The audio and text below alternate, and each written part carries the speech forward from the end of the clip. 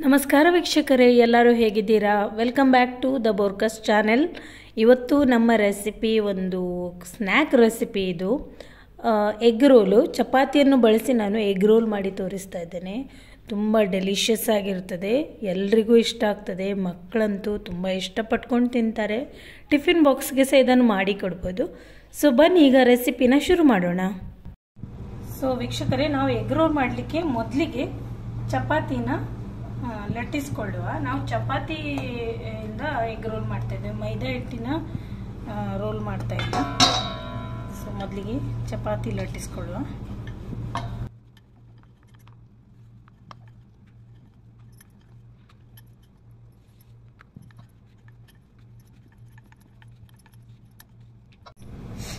ನೋಡಿ ವೀಕ್ಷಕರೇ, ಚಪಾತಿ ಲಟ್ಟಿಸಿ ರೆಡಿ ಆಯಿತು. ಈಗ ನಾವು ಅದರ ಒಳಗಿನ ಸ್ಟಫಿಂಗ್ ರೆಡಿ ಮಾಡುವ. ಸೊ ವೀಕ್ಷಕರೇ, ಕಡಾಯಿ ಬೇಸಿಗಿಟ್ಟು ಒಂದು ಚಮಚದಷ್ಟು ಎಣ್ಣೆ ಹಾಕ್ತಾ ಇದ್ದೇನೆ.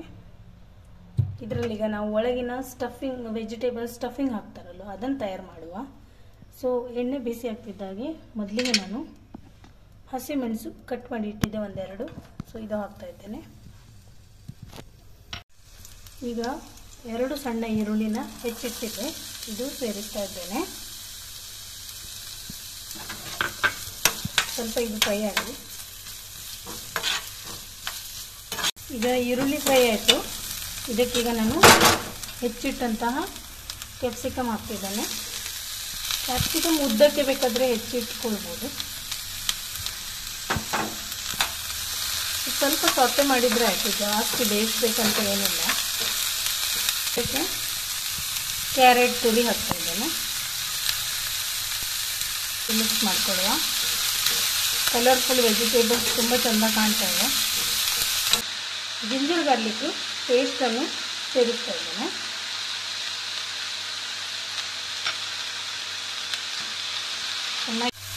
ಈಗ ರುಚಿಗೆ ತಕ್ಕಷ್ಟು ಉಪ್ಪು, ಆಮೇಲೆ ಒಂಚೂರು ಪೆಪ್ಪರ್ ಹಾಕ್ತಾ ಇದ್ದೇನೆ. ಫ್ಲೇವರ್ ಚೆನ್ನಾಗಿರ್ತದೆ. ಈಗ ಇದೆಲ್ಲವನ್ನು ನಾವು ಮಿಶ್ರಣ ಮಾಡ್ಕೊಳ್ಳೋಣ.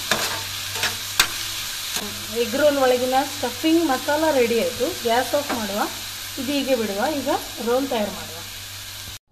ಎಗ್ ರೋಲ್ ಮಾಡಬೇಕಾದ್ರೆ ಚಪಾತಿಯ ಮೇಲೆ ನಾವು ಎಗ್ಗನ್ನು ಒಡೆದು ಹಾಕಿ ಸಹ ಮಾಡಬಹುದು ಅಲ್ಲೇ, ಅಥವಾ ಮುಂಚೆನೆ ನಾವು ಈ ರೀತಿ ಎಗ್ನ ಬೀಟ್ ಮಾಡಿ ಇಟ್ಕೊಂಡು ಮಾಡಬಹುದು.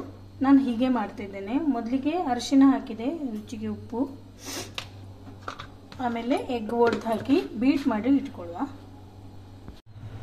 ಇದಕ್ಕೆ ಒಂಚೂರು ನೀರು ಹಾಕ್ತೇನೆ, ಯಾಕಂದರೆ ನಾವು ಡೈರೆಕ್ಟ್ ಎಗ್ ಒಡೆದು ಹಾಕಿದರೆ ಅದರಲ್ಲಿ ಉಪ್ಪು ಸರಿಯಾಗಿ ಮಿಕ್ಸ್ ಆಗೋದಿಲ್ಲ. ಆಮೇಲೆ ಸರಿಯಾಗಿ ಉಪ್ಪು ಎಲ್ಲ ಕಡೆ ಸ್ಪ್ರೆಡ್ ಆಗೋದಿದ್ರೆ ರುಚಿ ಸರಿಯಾಗಿ ಬರೋದಿಲ್ಲ. ಸೊ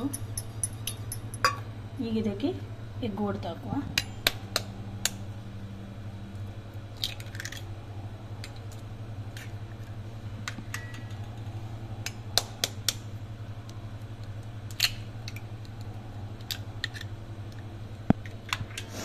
ಈಗ ಚೆನ್ನಾಗಿ ಬೀಟ್ ಮಾಡುವ. ಈಗ ನೋಡಿ ವೀಕ್ಷಕರೇ, ತವಾ ಬಿಸಿಗಿಟ್ಟಿದ್ದೇನೆ. ಇದರಲ್ಲಿ ಚಪಾತಿನ ಕಾಯಿಸ್ಕೊಳ್ಳುವ.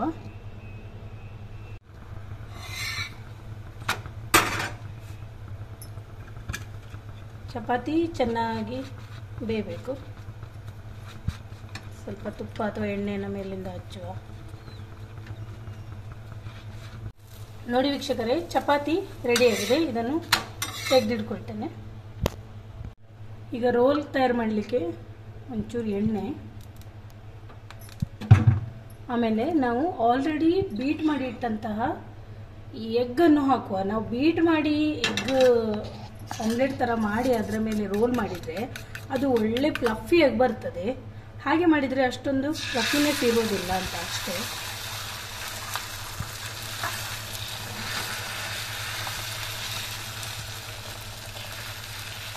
ಈಗ ಒಂಚೂರು ಬೇಯಲಿ, ಆಮೇಲೆ ನಾವು ಚಪಾತಿನ ಮೇಲ್ಗಡೆ ಹಾಕೊಳ್ಳುವ.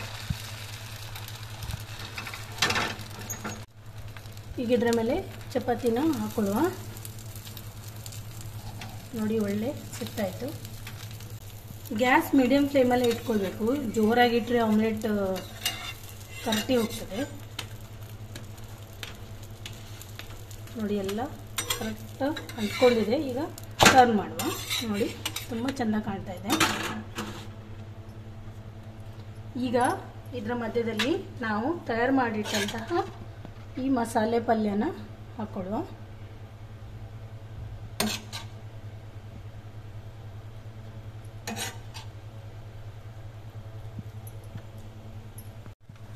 ಸೊ ಈಗ ರುಚಿ ಜಾಸ್ತಿ ಮಾಡಲಿಕ್ಕೆ ನಾನು ಸ್ವಲ್ಪ ಟೊಮ್ಯಾಟೊ ಸಾಸ್ ಹಾಕ್ತಾ ಇದ್ದೇನೆ.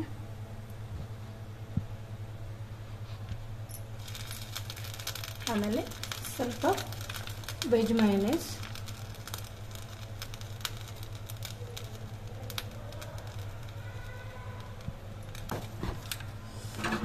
ಇದನ್ನು ಟರ್ನ್ ಮಾಡುವ. ಗ್ಯಾಸ್ ಆಫ್ ಮಾಡೋದು, ಟರ್ನ್ ಮಾಡ್ಕೊಡುವ.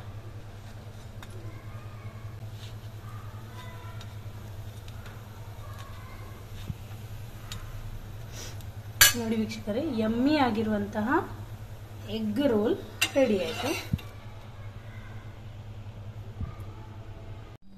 ನೋಡಿ ವೀಕ್ಷಕರೇ, ನಮ್ಮ ಎಗ್ ರೋಲ್ ಈಗ ತುಂಬ ಸುಂದರವಾಗಿ ರೆಡಿ ಆಗಿದೆ. ಇದನ್ನು ಕಟ್ ಮಾಡಿ ತೋರಿಸ್ತೇನೆ.